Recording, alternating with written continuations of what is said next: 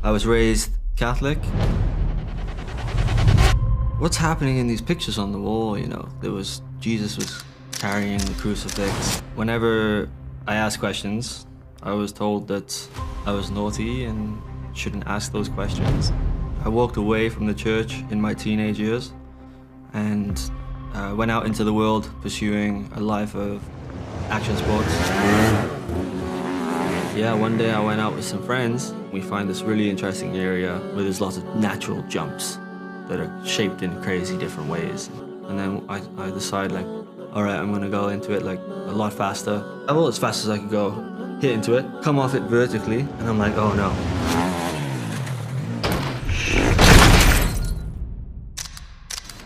I started crying and I was like, what's the purpose of all this?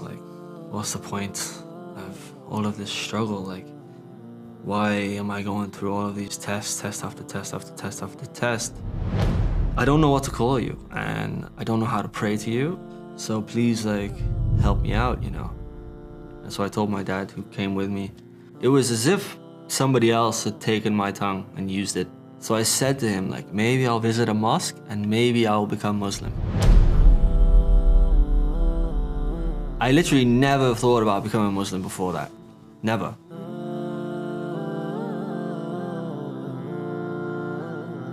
Assalamu alaikum, Brother Yusuf. Thank you for accepting our invitation. We are very happy to have you with us. I want to start with, who is Yusuf? Can you tell us briefly about your life? Wa alaikum salam, brother. Thank you for having me. So I am originally from Wales. My name's Joseph, so Yusuf is just a translation of the name. I was raised Catholic. I walked away from the church in my teenage years and went out into the world pursuing a life of action sports or extreme sports. I achieved success in that career, but I wasn't fulfilled. And so then eventually I was led back to God and came to Islam on that journey. Alhamdulillah. Alhamdulillah. How was your life before Islam? What were you believing in? Yeah, so I was raised Roman Catholic. It wasn't really a place where we could openly discuss the topic of God, I would go to church a lot. I was in Roman Catholic school. During school hours, they would take us to church. Priest would talk to us about certain things that he wanted to talk about, just monologues. And whenever I asked questions, I was told that I was naughty and shouldn't ask those questions. And I remember distinctly one time when I was very young, before 10 years old, I remember he waved his finger in my face and kind of laughed and then just walked off. His name was Joe, like myself, and I was like, Father Joe, what's happening in these pictures on the wall, Jesus was carrying the crucifix, and I just wanted to understand in more detail, what story was being played out. Yeah, it was not a environment where we could speak openly about the religion, and when it came to the second ritual of confirmation, where you confirm your baptism, you agree with your baptism, I said to my parents, I don't agree, I don't confirm, because I don't know anything about the religion still. I've been coming to church for years now, but I don't know anything. So after I left the church, I would have identified myself as agnostic, believing in something, but not sure what it was.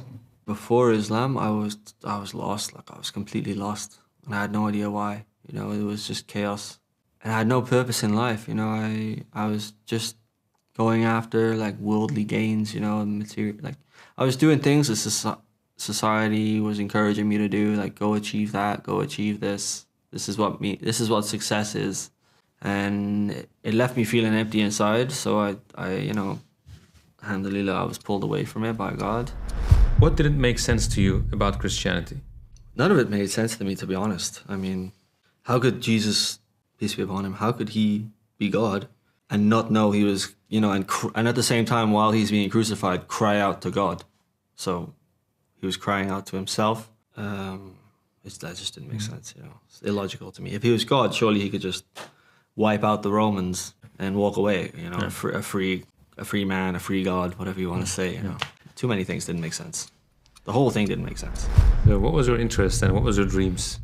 My dreams were just to leave the society I was in, because I knew that there had to be another way of life. Life couldn't just be about football and drinking alcohol and getting a job that you hate and slowly killing yourself, That can't be, that is not what life's about. And at the time, I knew that in my heart, you know. It wasn't logical based. It was a feeling. I knew that life couldn't be like this. So I had to leave and just get out of there and just get some fresh air and see the world from a different perspective.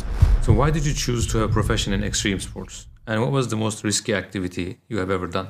I mean, that career is a very risky career, you know. Like, there were stories all the time of people that we knew, like, not coming home and dying in avalanches or falling into what we call a tree well. So you have big trees and the branches. They'll have like a hollow space underneath where the snow can't reach, and people would fall into them like head first and just suffocate, you know. So constantly you're aware and you're like really switched on, like keeping track of every single person in your group, you know, and you had to be like switched on all the time, man, like, because it's super serious thing, you know. Even just riding up the mountain was the most dangerous part, because you had like hooligans going super fast that would just come around corners on the wrong side and just smash into the other guy coming up the trail, and one of them might die, or both of them might die, or at least someone's gonna break a leg. Or What was the thing that made you question your beliefs? I go riding with some friends and we find this really interesting area where there's lots of natural jumps that are shaped in crazy different ways, and you can jump in interesting ways. And we're just playing around there, like having a good time for a while. And I hit this one jump a few times and it's going good. And then I decide, like, all right, I'm gonna go into it like a lot faster. I hit the brake and I'm like, oh no, someone else landed here before me. You know, I wasn't using my mind. So I see that and I'm like, oh no. I try and throw my snowmobile away from me. I'm like, I'll just throw my snowmobile and I'll land in the snow over here and I'll take a deep breath and it'll be fine.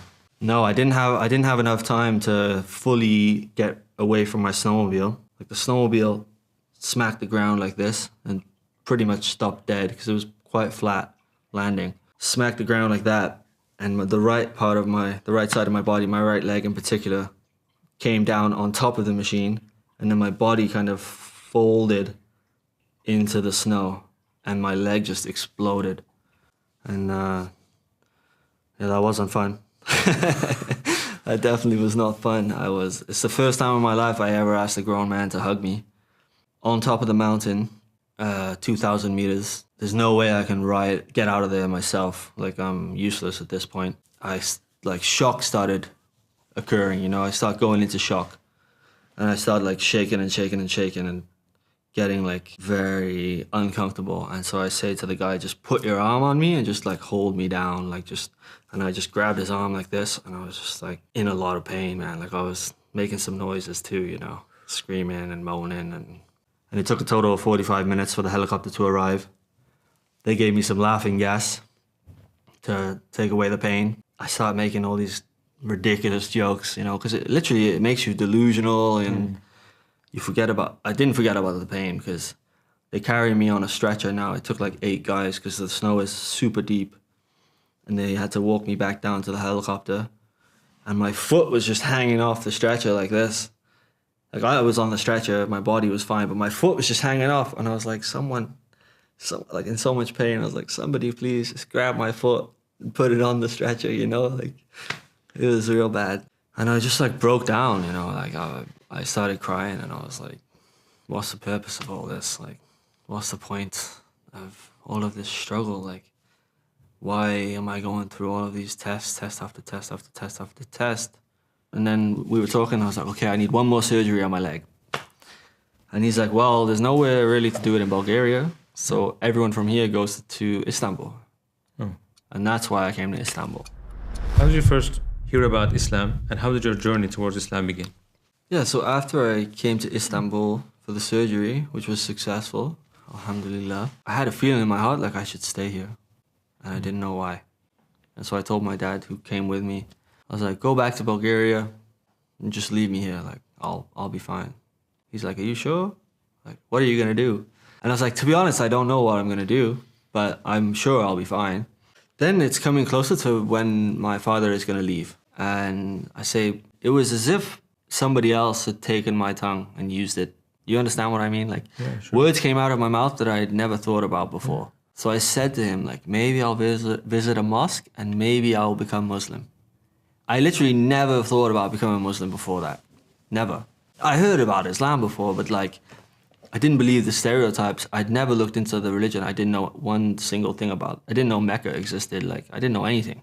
And I think I said it with a smile on my face. Like, there was a bit of a sarcastic tone, like a joke, like something that's never gonna happen. It was very strange. It was very, very strange, you know? And so he left.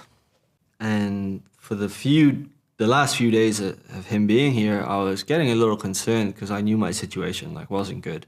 Like, I had very little money and still was doing physio after my latest surgery. You know, I had no friends in the city. And I had no idea why I wanted to stay, but I had the reason, a feeling. So I'm in my bed in this hotel at night and I start praying again. I'm like, oh God, please show me why I have this feeling to stay here. Like, I know I should stay here, but show me why. A couple days later, I had enough of the physio, you know, like it was just it was killing me, like mentally, physically, spiritually. And I was like, I need a break. Okay, what to do? So I'm an archery fan as well. Archery is kind of in our blood in Wales. And I was like, I want to go see an Ottoman bow. I jump on the metro for the first time. I completely missed my stop. Like, I got lost. And I'm conscious of the time, so I'm walking really fast, like in the direction I think I should go. It's completely like guessing, like logically guessing, you could say. And something snapped me, like I walked a long distance and something snapped me out of it. And I was like, okay, I'm tired, man. Like, I should take a break. I'm really hot. Like, my foot hurts. Oh, I'm thirsty too. Like, okay, where am I? You know, like where to take a break, right? And I look around and I'm like, oh, I'm like in the garden of a mosque. And I look over here and there's like a huge door entrance to the mosque. And I like I kind of looked at it. I looked back and I was like, phew. I just went for it, you know? I just got sucked into this place. You know, I completely forgot about my principles I had beforehand. I got sucked into the mosque and I get in there and I'm like, okay, now what? Like, for a while, I'm just looking at the beauty of the mosque inside, which I didn't know it was a place where like tourists often visited, right? And I didn't go there for that purpose. I didn't know the mosque even existed. After some time looking at the architecture, I thought, okay, like I'm in a mosque, like a place of worship. I might as well pray. The only way I know how to pray, like a Christian. So I'm like, okay, like looking for a place to pray, right? It's full of tourists, so it's kind of a funny experience. Like the people just like separated like this, and I just like went in between them to the front, to the barrier. And so I had no distraction, like there was no one too close to me, so I could really do a good prayer, you know? I crossed my hands like this, and I kind of faced my head up towards the dome of the mosque, picturing heaven, you know, picturing talking to God, you know, in heaven. And I'm like, oh God, I don't want to call you God, because people say, oh my God, when they have a problem. So, I mean, I have a problem, but like, I don't want to, it sounds like an insulting term. I don't want to call you Lord, because you sound like a rich English guy, and I'm Welsh. I don't know what to call you, and I don't know how to pray to you. I don't know why I'm in a mosque or why I'm in Istanbul. So please, like, help me out, you know. 10, 15 minutes later, I got interrupted by a girl on this side of me.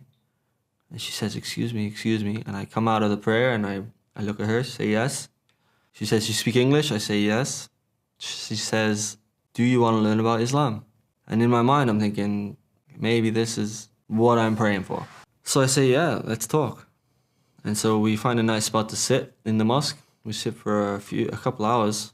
And during the conversation, my foot's killing me because I can't sit properly on the floor. So I'm praying for strength in my mind whilst listening to her at the same time. And I'm like, God, like, help me receive whatever it is you want her to give me. Help me receive it. Like, help me, you know, take my pain away. Like, help me focus, you know, because the pain was really pulling me out of the conversation. I was asking all sorts of questions, and she was answering all of them. She didn't once say, like, you can't ask that, you shouldn't ask this. You know, complete different welcome to what I had in the church, you know? Even though I was Catholic and they wouldn't answer my questions. Now I wasn't Muslim and they were answering my questions, you know? Everything made logical sense to me. But at the same time, everything felt right to me. Everything felt correct. Okay, so she explained to me the basic fundamentals of Islam, right? The things you should believe in to be a Muslim. So that there's only one God, that he created angels, he created prophets, he gave them books, revelations, that everything's destined, destiny exists, and in the afterlife, the hereafter, right? Heaven or hell. So I agreed with all these things. I never prayed to Jesus. I never prayed to Mary. None of that stuff made sense. They're just people. And so she's like, if you agree with these things, then, you know, basically you're already a Muslim. You just need to say this one or two lines and you'll become Muslim. So do you want to do it? And I was like, yeah, why not? Yeah, so I did it. And then right after, I took my shahada, which was a little bit of a nerve-wracking experience because she waved over a bunch of people. And there's one big guy who, like, he looks like some Chechen warrior, you know? And I'm like, okay, like, what's going on here, you know? So they take me to the front of the mosque and they sit in a circle with me and they teach me how to say it properly. And they walk me through it. And then she actually is the one who gave me the name Yusuf. Like, she's like, congratulations, Yusuf, you're now a Muslim. And they took me back to the center and they gave me more information, which was too much. And another brother, he saved me from it. He's like, guys, like, look at the guy. Like, it's his first day. Like, he just learned about the religion. Chill. We got time. We can talk to him about more stuff another time. So he really saved me. You know that many people that consider Islam have bad habits from their past life. Should such a person not become a Muslim unless he or she has managed to abandon all of them? Definitely not. I don't think anyone should wait to become Muslim when they make themselves into the perfect person, because the perfect person doesn't exist, right? Angels were created as perfect beings, but humans were created as people we do sin. Everyone sins. Every single human sins, you know? Yeah. So even the person who looks like what you would imagine the best Muslim to be, guaranteed they sin. Guaranteed. Yeah. And they know it too. It's just in our nature. First become Muslim, take it easy on yourself, you know, like everyone, remind yourself that like people sin, like if there were people who did not sin, if there was a society of people who did not sin, I would destroy them and I would replace them with people who sinned. So they could come back to me and ask for forgiveness. As you stated before, there is a conception that when someone becomes a Muslim, he has to abandon his entire culture and change his identity, change his name, his clothing, become like an Arab. Is that true? Absolutely not. Like, there's some people who I've discovered a Muslim who, like, I would never have guessed a Muslim, you know. They look super westernized, just like a normal person you'd see in the West, you know. Yeah. So it's not a thing that you have to, now all of a sudden you have to look like a super religious person just because you're Muslim. No, like, just wear thobes, you know, and, I don't know, walk around with beads in your hand or something like this, you know, like talking to yourself, nodding your head or whatever, right? Yeah, personally, like, you know, I'm not going to change my name officially. It's just a translation of my name. Like, in Turkey, they can't say Joe. They say Yoe. So to make it easier, I'm like, I'm Yusuf. Nice to meet you. Hey. You know, Yusuf, Joseph, same thing. Different language. Yeah, I mean, I think it's a beautiful thing. For my first Ramadan, I got invited to Mecca. And I saw people from all cultures all over the world. And it was a beautiful thing. Everyone was Muslim, so it means we all agree on these basic principles of life and how life should be lived. But we have our cultures that make us different and can connect us in different ways. Like, I saw people dressed in like fantastic ways I'd never seen before. Yeah. You know, so you can keep your culture, absolutely. After becoming Muslim, have you ever experienced an extraordinary event where you felt that you had a special connection with Allah? First one is like, I had like no money and I was like little money, and I was thinking, no problem, like Allah will provide, you know, I'm good, no worries. Yeah, I have a little bit of money, I should be careful how I use it, what I have left, but no problem, like Allah will provide, you know. And then I get tested in a way, you know, like this cat comes up to me, and it's a cat came up to me, it's a mother, it just had babies. And it's super hungry. It's like meowing at me in like an aggressive way. Like, I need food right now, you know? So I think to myself, I didn't think like, oh, I have a little bit of money, I got to keep it for myself, you know. I got up, I just got up, I went and bought like some food for the cat, fed the cat, you know. And it kept happening. There's cats everywhere that just had babies in this period of time. It's like the season, I guess. And I thought to myself, like, that's the correct thing to do. Like, I can go hungry, no problem. I'm a fully grown man. Like, I don't need food, really. You know, I'm not growing.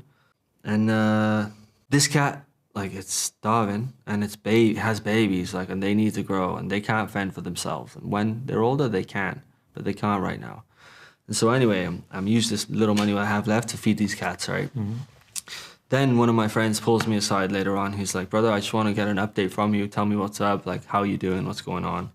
I said, okay, I'm trying to go east. I'm trying to study Islam deeper and get a more general understanding of the basics.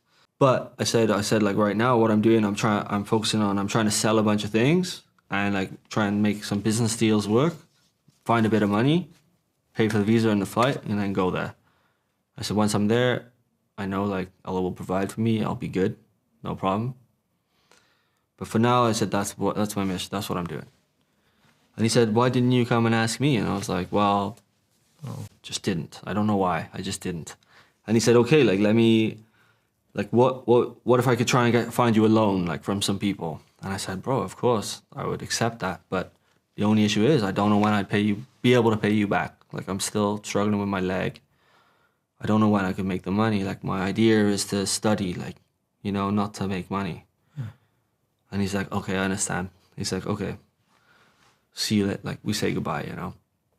Comes to me the next day. He's like, brother, I found you some money, all right, from some people. And I say, okay, man, amazing. That's okay. Like, who are the people? And like, when do they expect it back? And he's like, no, man, like, this is charity to you. Like, they decided, because as Muslims, you need to give, if you have enough wealth, like, if you're not poor, you have to give 2.5% of your savings every year in charity to someone or people in need, zakat. And he said, this is their zakat. Like, they had to give it to someone in need anyway, and like, you're the guy in need, and you're seeking Islamic knowledge specifically. So he's like, there's the money with no obligations attached to it. Oh. I was just like, that is insane, you know? And so I say to myself, like, maybe this was because of what I did with the cats. Like, I don't know, like, you know, maybe because I put my trust in God to provide for me, as he says he will do in the Quran. Like, I will provide. You know, mind blowing. People in the West generally stay cold towards Islam. What is the reason behind it? And what advice would you give to your fellow non-Muslim Westerners in a few minutes? Yeah, what you say is true. There is a coldness or a reservation, you could say, or a blockage against Islam in the West. People are not open generally to talking about it or thinking about it. And this is because, like, Islam has had a huge propaganda campaign against it for such a long period of time, you know. Generally, we all know propaganda is the tool of governments, you know, to control a narrative, to control a belief system, to control how people see something, right? We've seen it used throughout history many, many times as a tool to distract the masses or to take them away from the truth or to lie from them in order to justify a certain action, right? So if we all had the belief that the people in the Middle East, let's say generally the Muslim countries, were beautiful, warm-hearted, kind people who would give you the clothes off their back, which is what they are, by the way. That is what they are. But if everyone knew that and believed that, then the world would be outraged when they saw the destruction of one of these countries, right? But if everyone at home in the West believes that these people are somehow less civilized or human animals, as Netanyahu put it, then killing them and destroying them, it's not so much of a problem anymore. Now it's a bit more justified, you know, and it makes the people accept these things happening a lot easier. Don't believe what you see in the media all the time, you know. If some media is being censored, generally that's the more truthful media, right? If it's being promoted by every other news outlet that exists, generally there's a reason for that. They want you to believe this thing for a certain reason. Yeah. So look into things for yourself. Like, we were born with a brain with which to think, right? Allah tells us this in the Quran.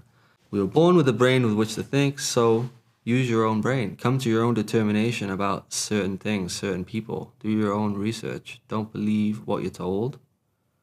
You know, find out things for yourself, you know, and stop trying to be like everyone else. Thank you, Brother Yusuf, so much for your sincere answers. May Allah reward you. Inshallah, may Allah allow you to stay on the right path until your last breath, inshallah. Thank you so much. You as well.